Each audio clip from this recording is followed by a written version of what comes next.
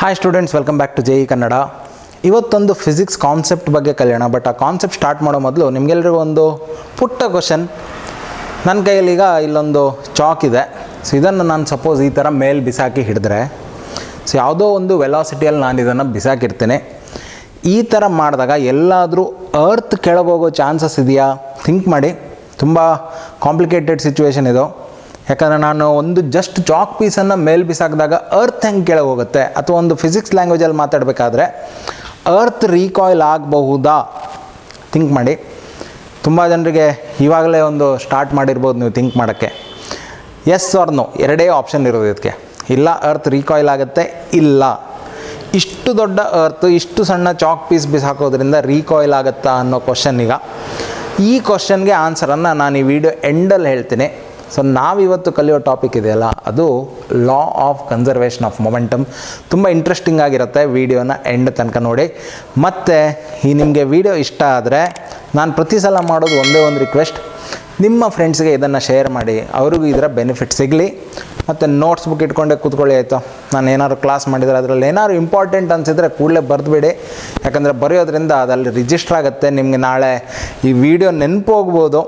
ಆವಾಗ ನೀವು ನಿಮ್ಮ ಬುಕ್ಕನ್ನು ನೋಡಿದಾಗ ಅಟ್ಲೀಸ್ಟ್ ನಿಮಗೆ ರೀಕಾಲ್ ಮಾಡೋಕ್ಕಾಗತ್ತೆ. So let start the video.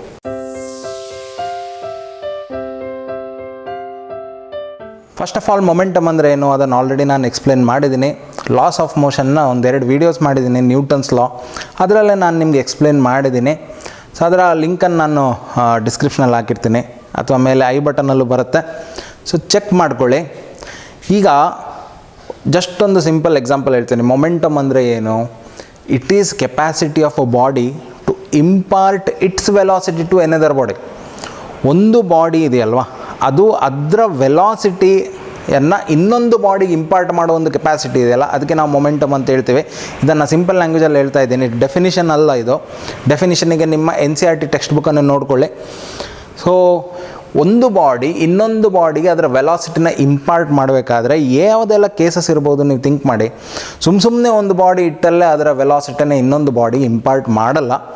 ಇಲ್ಲ ಅದೆರಡೇನಾಗಬೇಕು, ಕೊಲೈಡ್ ಆಗಬೇಕು, ಸರಿನಾ? ಇಲ್ಲ ಏನಾದರೂ ಒಂದು ಎಕ್ಸ್ಪ್ಲೋಷನ್ ಆಗಬೇಕು. ಫಾರ್ ಎಕ್ಸಾಂಪಲ್, ಎರಡು ಬಾಡಿ ಒಟ್ಟೊಟ್ಟಿಗಿದೆ ಅಂತ ನೆನೆಸ್ಕೊಳ್ಳಿ. ಈಗ ಸುಮ್ಮನೆ ರೆಸ್ಟಲ್ಲಿದೆ, ಅದು ಇದರ ವೆಲಾಸಿಟಿನ ಇದಕ್ಕೆ ಇಂಪಾರ್ಟ್ ಮಾಡಬೇಕಾದ್ರೆ ಏನಾದ್ರು ಒಂದು ಧಮಾಕ ಆಗಬೇಕಲ್ವ. ಆವಾಗ ಎರಡೂ ಬಾಡಿ ಏನಾಗುತ್ತೆ, ಬ್ಲಾಸ್ಟ್ ಆದಾಗ ಅಥವಾ ಎಕ್ಸ್ಪ್ಲೋಷನ್ ಆದಾಗ ಮೂವ್ ಆಗೋಕ್ಕೆ ಸ್ಟಾರ್ಟ್ ಆಗುತ್ತೆ. ಸೊ ಈ ಎಲ್ಲ ಕೇಸಸಲ್ಲಿ ನಾವೇನು ಹೇಳ್ತೀವಿ ಅಂದರೆ ಮೊಮೆಂಟಮ್ ಕನ್ಸರ್ವ್ ಆಗುತ್ತೆ ಅಂತ ಹೇಳ್ತೀವಿ.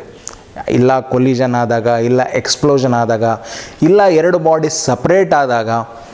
ಸೊ ಥಿಂಕ್ ಮಾಡಿ. ಬಟ್ ಇಲ್ಲೊಂದು ತುಂಬ ಇಂಪಾರ್ಟೆಂಟ್ ಕೇಸ್ ಇದೆ. ಸೊ ಅದಕ್ಕೋಸ್ಕರ ನಾವು ನ್ಯೂಟನ್ ಸೆಕೆಂಡ್ ಲಾನ ಸ್ಟೇಟ್ಮೆಂಟನ್ನೇ ತಗೊಳ್ಳೋಣ. ನ್ಯೂಟನ್ ಸೆಕೆಂಡ್ ಲಾ ಸ್ಟೇಟ್ಮೆಂಟ್ ಏನು ಹೇಳುತ್ತೆ? Force applied on a body is directly proportional to rate of change of momentum ಅಂತ ಹೇಳುತ್ತೆ, ಸರಿನಾ? ಇದನ್ನು ಆಲ್ರೆಡಿ ಡಿಸ್ಕಸ್ ಮಾಡಿದ್ದೀನಿ, ನೋಡ್ಕೊಳ್ಳಿ. ಆಮೇಲೆ ನಾವು ಇದನ್ನು ಹಿಂಗೆ ಬರಿತೀವಿ, because constant of proportionality seen to be 1. ಹಾಗಾಗಿ ಈ ಥರ ಬರಿತೀವಿ. ಎಗೈನ್ ವೆಕ್ಟರ್ ನೊಟೇಷನ್ಸ್ ಇದ್ದಾಗ ಇದೇ ಥರ ಪ್ರಾಕ್ಟೀಸ್ ಮಾಡಿ, ಈಸಿ ಆಗುತ್ತೆ, ಆಯಿತಾ? ತುಂಬ ಜನ F=ma, ಇದು ಮಕ್ಕಳ ಫಾರ್ಮುಲಾ, ಆಯಿತಾ?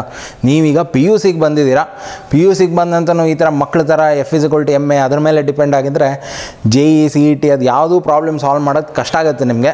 ಸೊ ಇದು ಒರಿಜಿನಲ್ ಫಾರ್ಮುಲಾ, ಆಯಿತಾ? ಈ ಫಾರ್ಮುಲಾನೇ ಮಾಡಿಫೈ ಮಾಡಿ ನಾವು ಬೇರೆ ಬೇರೆ ಸಿಚುವೇಶನ್ಸಲ್ಲಿ ಪ್ರಾಬ್ಲಮ್ಸನ್ನು ಸಾಲ್ವ್ ಮಾಡ್ಬೋದು.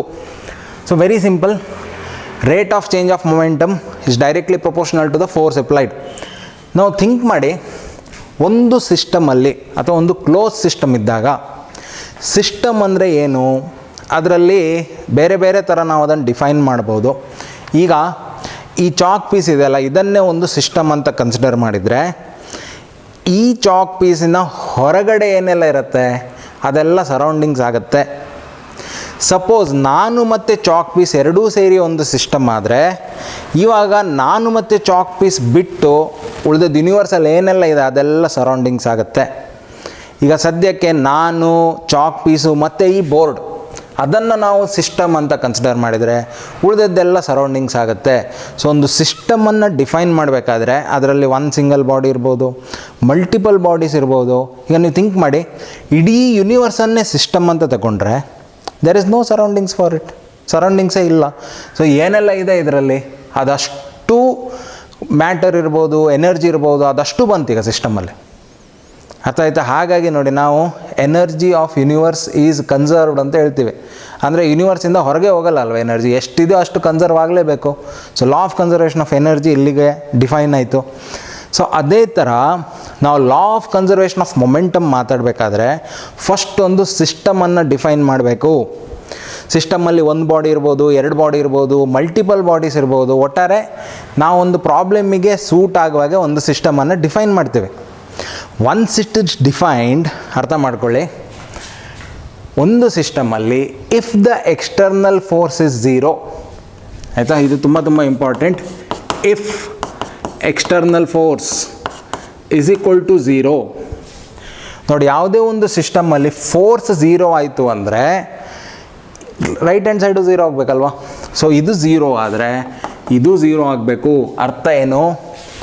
Rate of change of momentum is zero. ಅರ್ಥ ಏನು? ಮೊಮೆಂಟಮ್ ಚೇಂಜ್ ಆಗಲಿಲ್ಲ. ಮೊಮೆಂಟಮ್ ಚೇಂಜ್ ಆಗಿಲ್ಲ ಅಂದರೆ ಏನರ್ಥ? ಮೊಮೆಂಟಮ್ ಮೊದಲೆಷ್ಟಿತ್ತೋ ನಂತರನೂ ಅಷ್ಟೇ ಇರುತ್ತೆ. ಈ ಮೊದಲು ನಂತರ ಅಂದರೆ ಏನು? ಒಂದು ಇವೆಂಟ್ ಆಗಬೇಕು. ಆ ಇವೆಂಟ್ ಅನ್ನೋದು ಕೊಲಿಷನ್ ಇರ್ಬೋದು, ಆ ಇವೆಂಟ್ ಅನ್ನೋದು ಎಕ್ಸ್ಪ್ಲೋಷನ್ ಇರ್ಬೋದು, ಆ ಇವೆಂಟ್ ಅನ್ನೋದು ಸಪ್ರೇಷನ್ ಇರ್ಬೋದು.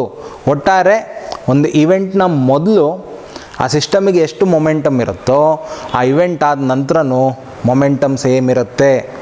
ಇದಕ್ಕೆ ನಾವು law of conservation of momentum ಅಂತ ಹೇಳ್ತೀವಿ. ತುಂಬ ಈಸಿ ಐಡಿಯಾ. ಸೊ ಹೆಂಗೆ ಬರಿಬೋದು ಅದನ್ನು? ಇಫ್ ದಿಸ್ ಇಸ್ ಝೀರೋ, ಇಲ್ಲಿ ನೋಡ್ಕೊಳ್ಳಿ, momentum, initial momentum of the system is equal to final momentum of the system. ಇಷ್ಟೇ. ಇದನ್ನೇ ನಾವು law of conservation of momentum ಅಂತ ಹೇಳ್ತೀವಿ. ತುಂಬ ಈಸಿ ಐಡಿಯಾ. ಈಗ ಸದ್ಯಕ್ಕೆ ಈ ವಿಡಿಯೋದಲ್ಲಿ ನಾನು ಲೀನಿಯರ್ ಮೊಮೆಂಟಮನ್ನು ಮಾತ್ರ ಕನ್ಸಿಡರ್ ಮಾಡ್ತಾ ಇದ್ದೀನಿ. ಡೆಫಿನೆಟ್ಲಿ ಇದು ಒಂದು ವಿಡಿಯೋದಲ್ಲೆಲ್ಲ ಡಿಸ್ಕಸ್ ಮಾಡೋ ಟಾಪಿಕೇ ಅಲ್ಲ, ಕಾನ್ಸೆಕ್ಯೂಟಿವ್ ವೀಡಿಯೋಸ್ ಬರುತ್ತೆ ನಿಮಗೆ. ಇಲ್ಲಿಗ ನಾನು ಲೀನಿಯರ್ ಮೊಮೆಂಟಮ್ ಡಿಸ್ಕಸ್ ಮಾಡ್ತೀನಿ. ಅದರಲ್ಲೂ 1 ಡೈಮೆನ್ಷನಲನ್ನು ಮಾತ್ರ ಡಿಸ್ಕಸ್ ಮಾಡ್ತೀನಿ. ಯಾಕಂದರೆ 2 ಡೈಮೆನ್ಷನಲ್ 3 ಡೈಮೆನ್ಷನಲ್ ಎಷ್ಟು ಜಾಸ್ತಿ ಬೇಕೋ ಅಷ್ಟು ಬೇಕಾದ್ರೂ ನಾವು ಎಕ್ಸ್ಟೆಂಡ್ ಮಾಡ್ಬೋದು ಈ ಕಾನ್ಸೆಪ್ಟನ್ನು. ಬಟ್ ಆ್ಯಸ್ ಆಫ್ ನೌ ಸದ್ಯಕ್ಕೆ ಲಾ ಆಫ್ ಕನ್ಸರ್ವೇಷನ್ ಆಫ್ ಮೊಮೆಂಟಮ್, ಅದು ಲೀನಿಯರ್ ಮೊಮೆಂಟಮ್, ಅದು 1 ಡೈಮೆನ್ಷನಲ್, ಇದನ್ನು ಡಿಸ್ಕಸ್ ಮಾಡ್ತೀನಿ. ಆಮೇಲೆ ಇದ್ರ ಮೇಲೆ ನ್ಯೂಮರಿಕಲ್ಸ್ ಬರುತ್ತೆ, ಅದನ್ನು ನಾನು ಪ್ರೊಬಾಬ್ಲಿ ನೆಕ್ಸ್ಟ್ ವೀಡಿಯೋದಲ್ಲಿ ಡಿಸ್ಕಸ್ ಮಾಡ್ತೀನಿ. ಆಮೇಲೆ 2 ಡೈಮೆನ್ಷನಲ್ಲಿಗೆ ಹೋಗೋಣ.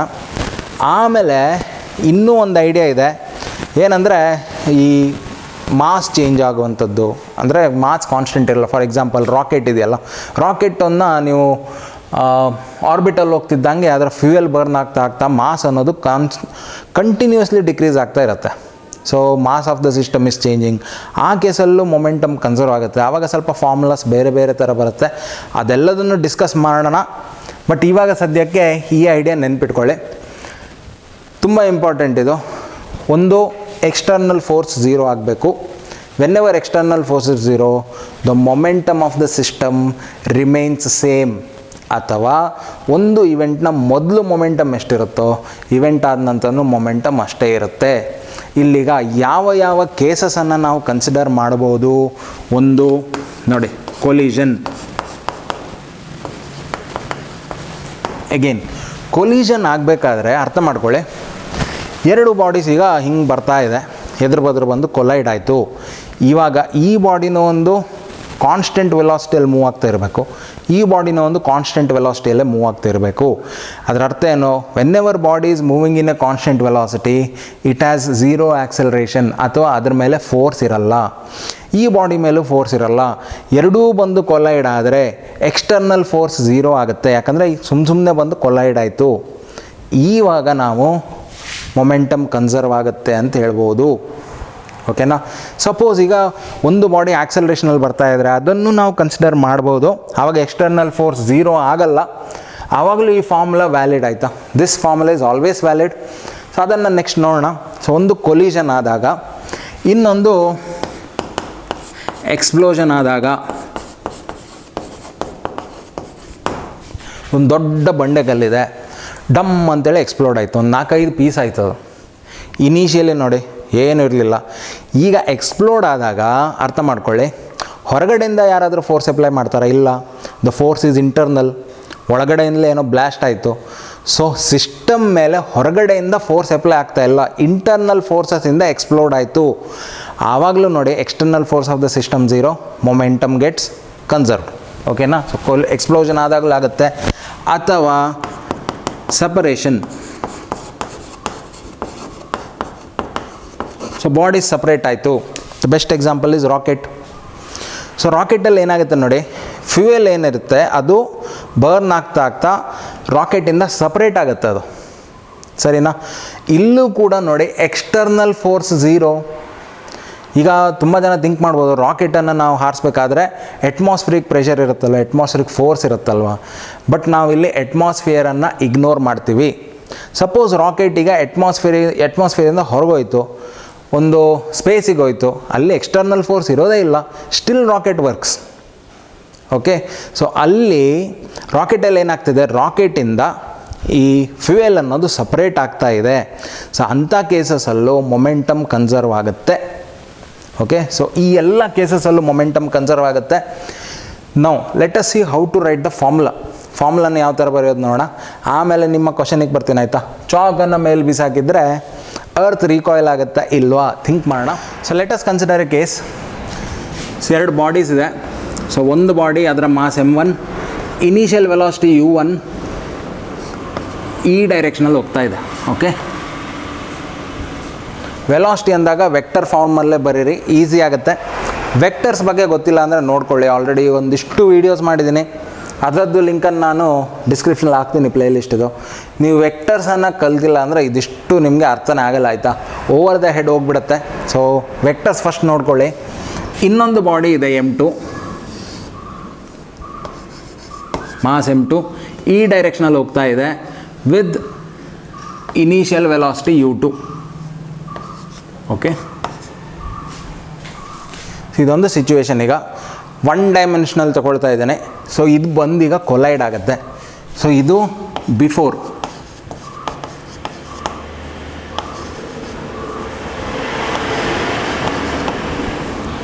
ಸೊ ಒಂದು ಇವೆಂಟ್ ಆಗುತ್ತೆ ಈಗ, ಏನಂದರೆ ಇದು ಕೊಲೈಡ್ ಆಗುತ್ತೆ ಹೀಗೆ m1 m2. So during collision ನಮಗೆ ಸದ್ಯಕ್ಕೆ ಬೇಡ, ಅಲ್ಲೊಂದು ಇಂಪಲ್ಸ್ ಇರುತ್ತೆ, ಒಂದು ಇಂಪ್ಯಾಕ್ಟ್ ಇರುತ್ತೆ.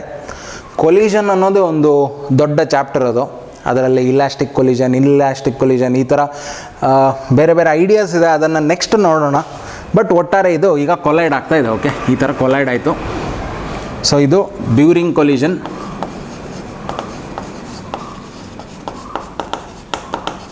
ಆ್ಯಂಡ್ ಫೈನಲಿ ಕೊಲೈಡ್ ಆದ ನಂತರ ತುಂಬ ಕೇಸಸ್ ಇರುತ್ತೆ. ಇಲ್ಲಿ ಒಂದು ಸಿಂಪಲ್ ಕೇಸನ್ನು ತಗೊಳ್ತೇನೆ. ಸೇ 2 ಮಾಸ್ ಬಂದು ಹಿಂಗೆ ಹೊಡಿತು, ಹಿಂಗೆ ಸಪ್ರೇಟ್ ಆಗ್ತಾ ಇದೆ ಈಗ ವಾಪಸ್, ಆಯಿತಾ? ನಾವು ದಿಸ್ ಈಸ್ m2, ಇದು ಈ ಕಡೆ ಹೋಗ್ತಾ ಇದೆ, ಇದು ಈ ಕಡೆ ಹೋಗ್ತಾ ಇದೆ. Many things can happen year. Say m1 m2 collide ಆಗಿ, ಅರ್ಥ ಮಾಡ್ಕೊಳ್ಳಿ, m2 ತುಂಬ ದೊಡ್ಡ ಬಾಡಿ, ಹಿಂಗೆ ಕೊಲೈಡ್ ಆಯಿತು, ಆಮೇಲೆ ಹಿಂಗೆ ಹೋಗೋಕ್ಕೆ ಸ್ಟಾರ್ಟ್ ಆಯ್ತು 2, ಅದು ಆಗ್ಬೋದು. m1 ದೊಡ್ಡ ಬಾಡಿ ಆದರೆ ಏನಾಗುತ್ತೆ, ಹಿಂಗೆ ಕೊಲೈಡ್ ಆಗುತ್ತೆ, 2 ಹಿಂಗೆ ಒಟ್ಟಿಗೆ ಹೋಗೋಕ್ಕೆ ಸ್ಟಾರ್ಟ್ ಆಗುತ್ತೆ. ಸೊ ಎಲ್ಲ ಬೇರೆ ಬೇರೆ ಬೇರೆ ಕೇಸಸನ್ನು ನಾವು ಕನ್ಸಿಡರ್ ಮಾಡ್ಬೋದು. ಬಟ್ ಇಲ್ಲೊಂದು ಸಿಂಪಲ್ ಕೇಸ್ ತಗೊಳ್ತಾ ಇದ್ದೀನಿ. ನಾವು after collision this body is moving with velocity v1 and this body is moving with velocity v2. ಇದು ಆಫ್ಟರ್ ಕೊಲಿಷನ್. ನಾವು ಇದು 2 ಬಾಡಿ ಸೇರಿ ಒಂದು ಸಿಸ್ಟಮ್ ಆಗ್ತಾ ಇದೆ. ಈಗ ಇನ್ ದಿಸ್ ಸಿಸ್ಟಮ್, ಆಯಿತಾ, ಸಪ್ರೇಟ್ ಅಲ್ಲ, ಇಡೀ ಸಿಸ್ಟಮಲ್ಲಿ ಎಕ್ಸ್ಟರ್ನಲ್ ಫೋರ್ಸ್ ಇದೆಯಾ ನೋಡ್ಕೊಳ್ಳಿ. ಇದು ಕಾನ್ಸ್ಟೆಂಟ್ ವೆಲಾಸಿಟಿಯಲ್ಲಿ ಮೂವ್ ಆಗ್ತಾ ಇದೆ, ಇದು ಒಂದು ಕಾನ್ಸ್ಟೆಂಟ್ ವೆಲಾಸಿಟಿಯಲ್ಲಿ ಮೂವ್ ಆಗ್ತಾ ಇದೆ. ಸೊ ಹಾಗಾಗಿ ಇದ್ರ ಮೇಲೂ ಫೋರ್ಸ್ ಇಲ್ಲ, ಇದ್ರ ಮೇಲೂ ಫೋರ್ಸ್ ಇಲ್ಲ, ಒಟ್ಟಾರೆ ಬಂದು ಕೊಲೈಡ್ ಆಗ್ತಾ ಇದೆ, ಎಕ್ಸ್ಟರ್ನಲ್ ಫೋರ್ಸ್ ಇಲ್ಲ, ಆಯಿತಾ? ಅರ್ಥ ಮಾಡ್ಕೊಳ್ಳಿ. ಡ್ಯೂರಿಂಗ್ ದ ಕೊಲಿಷನ್ ಇಲ್ಲಿ ತುಂಬ ಜನರಿಗೆ ಒಂದು ಡೌಟ್ ಇರುತ್ತೆ, ಸರ್ ಕೊಲೈಡ್ ಆಗಬೇಕಾದ್ರೆ ಬಾಡಿ ಮೇಲೆ ಫೋರ್ಸ್ ಅಪ್ಲೈ ಆಗುತ್ತಲ್ಲ, ಇದಕ್ಕೆ ನಾವು ಇಂಟರ್ನಲ್ ಫೋರ್ಸ್ ಅಂತ ಹೇಳ್ತೀವಿ.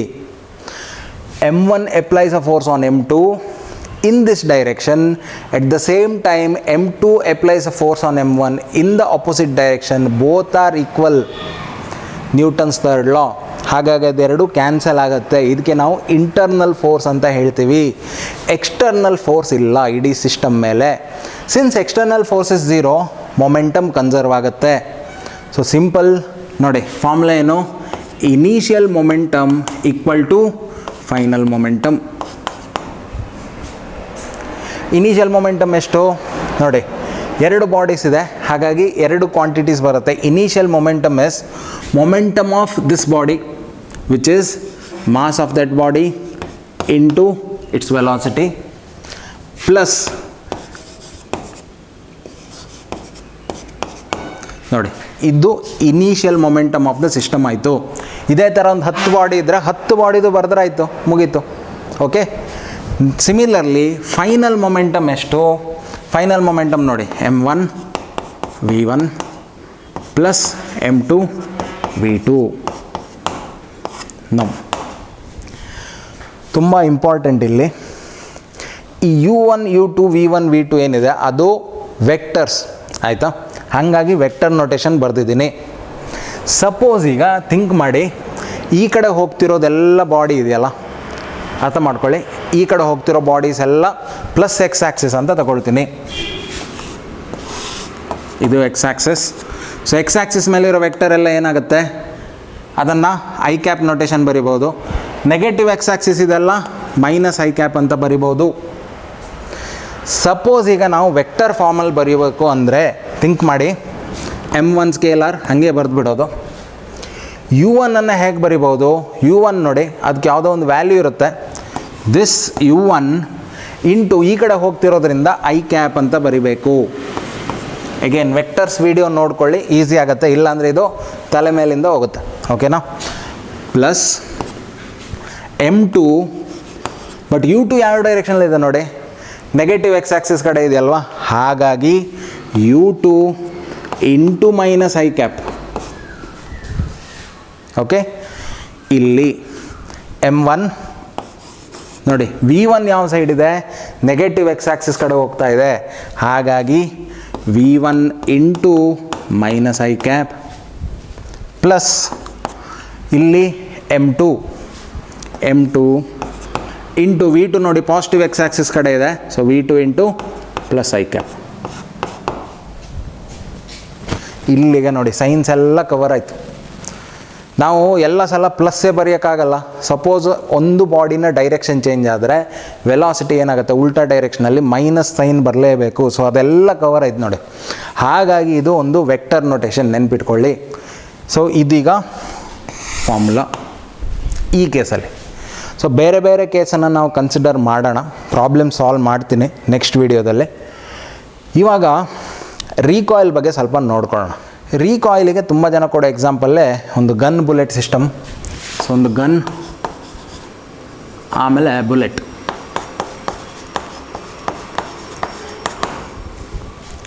ಗನ್ನ ಮಾಸನ್ನು ಕ್ಯಾಪಿಟಲ್ ಎಮ್ ಅಂತ ತಗೊಳ್ತೀನಿ, ಬುಲೆಟ್ನ ಮಾಸನ್ನು ಸ್ಮಾಲ್ ಎಮ್ ಅಂತ ತಗೊಳ್ತೀನಿ.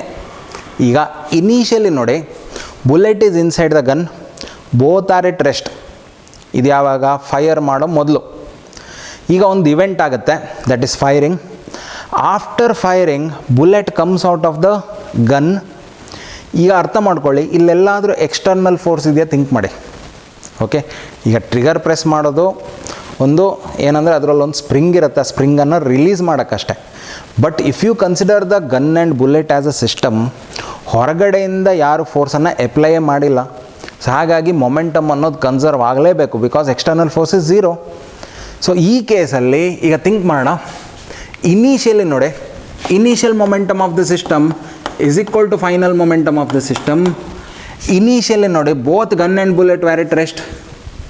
ಸೊ ಗನ್ನ ಮೊಮೆಂಟಮು ಝೀರೋ, ಬುಲೆಟ್ನ momentum zero, or initial momentum of the system is zero. Final ಏನಾಗುತ್ತೆ ನೋಡೋಣ. ಸೇ ಗನ್ನಿಂದ ಬುಲೆಟ್ ಹೊರಗೆ ಬಂದಿದೆ. ನಾವು bullet travels with some velocity V. ಹಾಗಾಗಿ ನೋಡಿ, say let us assume finally momentum of the ಸಿಸ್ಟಮಲ್ಲಿ let gun's momentum be m1 into m into V, capital ಬರೆದಿದ್ದೀನಿ, ಆ್ಯಂಡ್ ದಿಸ್. ಓಕೆ, ಅಗೈನ್ ಇದೆರಡು vectors. So this is momentum of gun, this is momentum of the bullet. Now let us see that what is the velocity of the gun. ಈ ಗನ್ನಿಗೆ ಏನಾದ್ರು velocity ಬರುತ್ತೆ, ಯಾಕಂದರೆ bullet definitely ಒಂದು velocity ಇದೆ, ಯಾಕಂದರೆ ಹೊರಗೆ ಹೋಗ್ತಾ ಇದೆ ಅದು. ಗನ್ನಿಗೆ ಏನಾದ್ರು ವೆಲಾಸಿಟಿ ಬರುತ್ತಾ ನೋಡೋಣ. ಸೊ ಸ್ವಲ್ಪ ರೀಅರೇಂಜ್ ಮಾಡಿ ಇದನ್ನು ಇಲ್ಲಿಗೆ ತನ್ನಿ. So M into V, capital V is equal to minus of M into V ಅಂತಾಯಿತು. Or velocity of the gun, ಇದಕ್ಕೆ ನಾವು ರೀಕಾಯಿಲ್ ವೆಲಾಸಿಟಿ ಅಂತ ಹೇಳ್ತೀವಿ, which is minus of this ratio into velocity of the bullet. ಇದು small V. ಓಕೆನಾ? ಇಲ್ಲಿ minus sine ಏನನ್ನು symbolise ಮಾಡುತ್ತೆ ಅಂದರೆ, ಬುಲೆಟ್ ಯಾವ ಡೈರೆಕ್ಷನಲ್ಲಿ ಹೋಗಿದೆಯೋ ಅದರ ಉಲ್ಟಾ ಡೈರೆಕ್ಷನಲ್ಲಿ ನಮ್ಮ ಗನ್ ಅನ್ನೋದು ಮೂವ್ ಆಗುತ್ತೆ. ಅದಕ್ಕೆ ನಾವು ರೀಕಾಯಿಲ್ ಅಂತ ಹೇಳ್ತೀವಿ. ನೀವು ಈ ಜಾತ್ರೆಗೆಲ್ಲ ಹೋಗ್ಬೇಕಾದ್ರೆ ಶೂಟಿಂಗ್ ಗೇಮ್ ಇರುತ್ತಲ್ಲ, ಬಲೂನ್ ಶೂಟ್ ಮಾಡೋವಂಥದ್ದು, ಅದೆಲ್ಲರೂ ನೀವು ಟ್ರೈ ಮಾಡಿದ್ದಿದ್ರೆ ನಿಮಗಂತೂ ಡೆಫಿನೆಟ್ಲಿ ಫೀಲ್ ಆಗುತ್ತೆ. ನೀವು ಗನ್ನಿಂದ ಶೂಟ್ ಮಾಡಬೇಕಾದ್ರೆ ಒಂದು ಗನ್ ಅನ್ನೋದು ಉಲ್ಟಾ ಹೊಡೆಯುತ್ತೆ. ತುಂಬ ಜನ ಶೂಟ್ ಮಾಡ್ಬೇಕಾದ್ರೆ ಗನ್ನನ್ನು ಹಿಂಗೆ ಇಟ್ಕೊಳ್ತಾರೆ ಮುಖಕ್ಕೆ ಕರೆಕ್ಟಾಗಿ. ಹಿಂಗೇನಾದ್ರು ಇಟ್ಕೊಂಡ್ರೆ ಎಲ್ಲರೂ ರೀಕಾಯಿಲ್ ಆದರೆ ಡಮ್ ಅಂತ ಅಲ್ಲಿ ಹೊಡೆದೋಗುತ್ತೆ. ಸರಿನಾ? ಸೊ ರೀಕಾಯಿಲ್ ವೆಲಾಸಿಟಿ ಇರುತ್ತೆ. ಈಗ ರೀಕಾಯಿಲ್ ವೆಲಾಸಿಟಿ ಅನ್ನೋದು ಯಾವುದ್ರ ಮೇಲೆಲ್ಲ ಡಿಪೆಂಡ್ ಆಗುತ್ತೆ ನೋಡೋಣ. ಈ ರೇಷೋ ಎಷ್ಟು ದೊಡ್ಡದಾಗುತ್ತೋ ಅಷ್ಟು ರೀಕಾಯಿಲ್ ವೆಲಾಸಿಟಿ ಇರುತ್ತೆ, ಅಥವಾ ಎಷ್ಟು ಫಾಸ್ಟಾಗಿ ಬುಲೆಟ್ ಮೂವ್ ಆಗುತ್ತೋ ಅದ್ರ ಮೇಲೂ ಡಿಪೆಂಡ್ ಆಗುತ್ತೆ. ಈಗ ಈ ರೇಷೋ ದೊಡ್ಡದಾಗಬೇಕಾದ್ರೆ ಏನಾಗಬೇಕು? Mass of the bullet has to be more, which is not of any use. ಬುಲೆಟ್ನ ಮಾಸ್ ತುಂಬ ಜಾಸ್ತಿ ಆಗ್ತಾ ಏನಾಗುತ್ತೆ, ತುಂಬ ದೂರ ಹೋಗೋದು ಕಷ್ಟ ಆಗುತ್ತೆ. ಅದನ್ನು ನಾವು ಪ್ರಾಜೆಕ್ಟ್ ಮಾಡೋದು ಕಷ್ಟ ಆಗುತ್ತೆ. ಹಾಗಾಗಿ ಮಾಸ್ ಆಫ್ ಬುಲೆಟ್ ಆದಷ್ಟು ಚಿಕ್ಕದಿರಬೇಕು. ಸೊ ಹಾಗಾಗಿ ಇನ್ನೊಂದು ಆಪ್ಷನ್ ಇದೆ, ಏನು ಹೇಳಿ? ಈ ಕ್ವಾಂಟಿಟಿ ದೊಡ್ಡದಾಗಬೇಕಾದ್ರೆ ನ್ಯೂಮರೇಟರ್ ದೊಡ್ಡದಿರಬೇಕು, ಇಲ್ಲ ಡಿನಾಮಿನೇಟರ್ ಚಿಕ್ಕದಾದರೂ ಅಡ್ಡಿಲ್ಲ.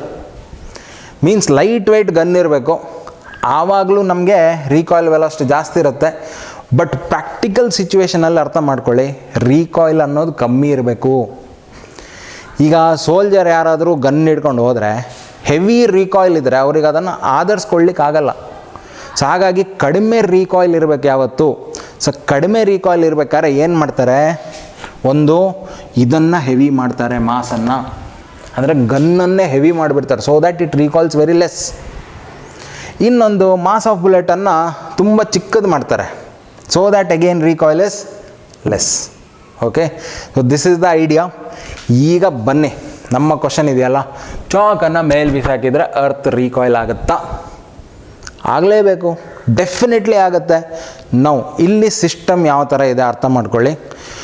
ಚಾಕ್ ಅನ್ನೋದು ಈ ಗನ್ನಿಂದ ಹೊರಗೆ ಹೋಗೋ ಬುಲೆಟ್ ಥರ. ಓಕೆನಾ? ಸೊ ಚಾಕ್ ಅನ್ನೋದು ಒಂದು ಮಾಸ್ ಆದರೆ, ಇನ್ನು ನಾನು ನಿಂತಿರೋ ಅರ್ತ್ ಇದೆಯಲ್ಲ ಅದಷ್ಟು ಇನ್ನೊಂದು ಮಾಸ್ ಆಗುತ್ತೆ. ಸೊ ಸಿಸ್ಟಮಲ್ಲಿ ಏನೆಲ್ಲ ಇದೆ? ಚಾಕ್ ಅಥವಾ ಒಂದು ಬಾಲ್ ಬಿಸಾಕಿದ್ರೂ ಆಗುತ್ತೆ, ಆಯಿತಾ? Chalk plus me standing on earth. ಎರಡು ಬಾಡೀಸ್ ಇದೆ. ಈಗ ಪುನಃ ಅದೇ ಕೇಸನ್ನು ಅಪ್ಲೈ ಮಾಡೋಣ. Before the chalk is throne, ಈಗ ನೋಡಿ ಇದರಲ್ಲಿ ಎಕ್ಸ್ಟರ್ನಲ್ ಫೋರ್ಸ್ ಯಾವುದಿದೆ, ನಾನೀಗ ಅಪ್ಲೈ ಮಾಡ್ತಿದ್ದೇನೆ ಅದು force, but I am the part of the system. Chalk ಮತ್ತು ನಾನು ಅರ್ತ್ ಸೇರಿ ಒಂದು ಸಿಸ್ಟಮ್ ಆಗುತ್ತೆ ಅಂತಿದ್ರೆ, ಹೊರಗಡೆಯಿಂದ ಏನಾದರೂ ಫೋರ್ಸ್ ಬಂದರೆ ಮಾತ್ರ ಎಕ್ಸ್ಟರ್ನಲ್ ಫೋರ್ಸ್ ಆಗುತ್ತೆ. ನಾನು ಚಾಕ್ ಮೇಲೆ ಎಷ್ಟೇ ಫೋರ್ಸ್ ಹಾಕಿ ಹಿಂಗೆ ಬೇಕಾದ್ರೆ ಹೊಡೀಲಿ, ನಾನು ಅದನ್ನು ಅದು ಕನ್ಸಿಡರೇ ಆಗಲ್ಲ, because it is the internal force of the system. ಹಾಗಾಗಿ ನೋಡಿ, ನಾವು external force is 0, momentum conserve ಆಗಬೇಕು. ಸೊ ಇನಿಷಿಯಲಿ ನೋಡಿ, before I throw both I and chalk were at rest. I ಅಂದರೆ ಏನು? ಇಲ್ಲಿ ಮೀ ಸ್ಟ್ಯಾಂಡಿಂಗ್ ಆನ್ ಅರ್ತ್, ನಾನು ಮತ್ತು ಅರ್ತ್ ಎರಡು ರೆಸ್ಟಲ್ಲಿತ್ತು. ಆಮೇಲೆ ಚಾಕ್ ಕೂಡ ರೆಸ್ಟಲ್ಲಿತ್ತು ಸದ್ಯಕ್ಕೆ, ಬಿಸಾಕೋ ಮೊದಲು. ಸೊ ಹಾಗಾಗಿ initial momentum of the system was 0. Okay, is equal to final momentum. ಈಗ ಚಾಕನ್ನು ಬಿಸಾಕ್ತೀನಿ. So mass of the chalk plus into velocity of the chalk